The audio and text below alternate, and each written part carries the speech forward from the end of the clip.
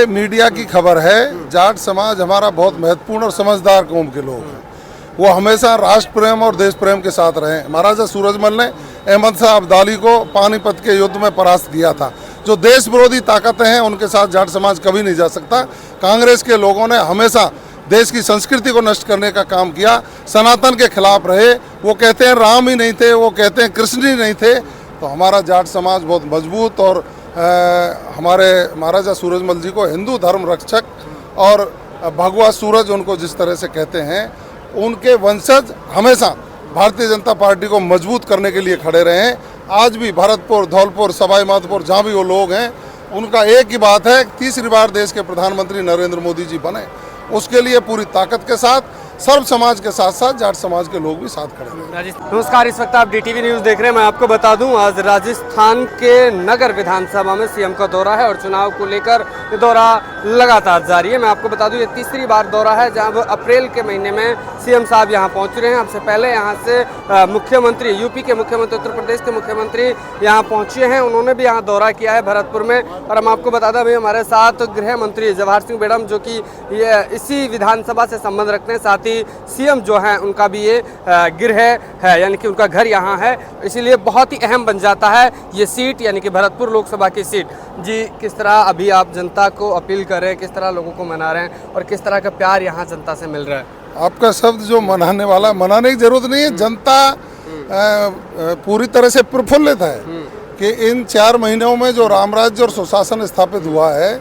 आप यहाँ देखते थे ना, जिस तरह से अवैध वसूली, अपराधी खुलेआम घूमते थे।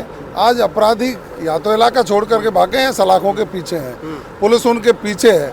शांति प्रिय इलाका हुआ है। विकास की दृष्टि से नया विजन, जिस पानी के लिए 50 वर्ष से लोग संघर्ष कर रहे थे, वो चंबल का पानी सीकरी के बांध में आया। माननीय मुख्यमंत्री जी ने मंजूरी दे दी और जैसे ही काम शुरू होगा सीकरी के बांध में पानी आएगा।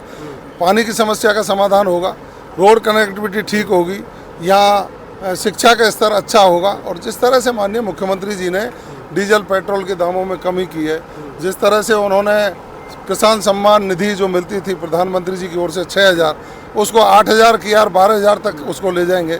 उज्ज्वला गैस वाले कनेक्शनधारियों को 450 रुपये में उन्होंने सिलेंडर देने का काम कर दिया। गोपाल कार्ड बना करके 1 लाख रुपये तक का ऋण बिना ब्याज के देने का काम किया है।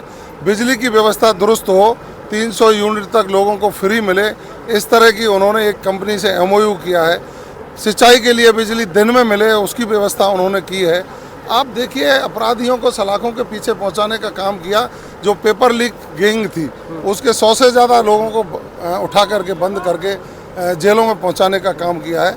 माननीय मुख्यमंत्री जी ने जिस तरह के काम किए हैं, जनता कहती है कि इतने कम समय में इतने ज़ोरदार काम किए हैं।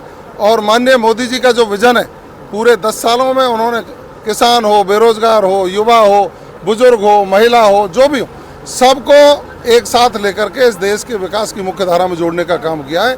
उससे सब लोग प्रभावित होकर के और भगवान श्री राम का मंदिर बना करके जो सनातन संस्कृति की संरक्षा का संदेश दिया है, उससे सब लोग प्रफुल्लित होकर के भारतीय जनता पार्टी के उम्मीदवारों को भारी बहुमत से जिताने का। जैसा भी मनाने की बात कही, तो यहाँ भरतपुर की बात करें तो यहाँ जाट समाज जो है वो यहाँ पर अभी नाराज नजर आ रहा है। उसको किस तरह मनाया जाएगा, क्योंकि लगातार देखा जा रहा है कि इस सीट में प्रभावित जो रहे हैं वो जाट समाज का रहा है, प्रभाव रहा है, लेकिन अब की बार वो दूर होते नजर आ रहे हैं। ये मीडिया की खबर है। जाट समाज हमारा बहुत महत्वपूर्ण और समझदार कौम के लोग हैं। वो हमेशा राष्ट्र प्रेम और देश प्रेम के साथ रहे। महाराजा सूरजमल ने अहमद शाह अब्दाली को पानीपत के युद्ध में परास्त किया था। जो देश विरोधी ताकतें हैं उनके साथ जाट समाज कभी नहीं जा सकता। कांग्रेस के लोगों ने हमेशा देश की संस्कृति को नष्ट करने का काम किया, सनातन के खिलाफ रहे। वो कहते हैं राम ही नहीं थे, वो कहते हैं कृष्ण ही नहीं थे।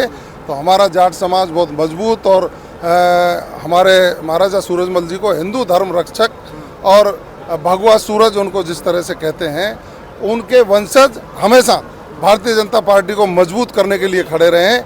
आज भी भरतपुर, धौलपुर, सवाई माधोपुर जहाँ भी वो लोग हैं, उनका एक ही बात है, तीसरी बार देश के प्रधानमंत्री नरेंद्र मोदी जी बने।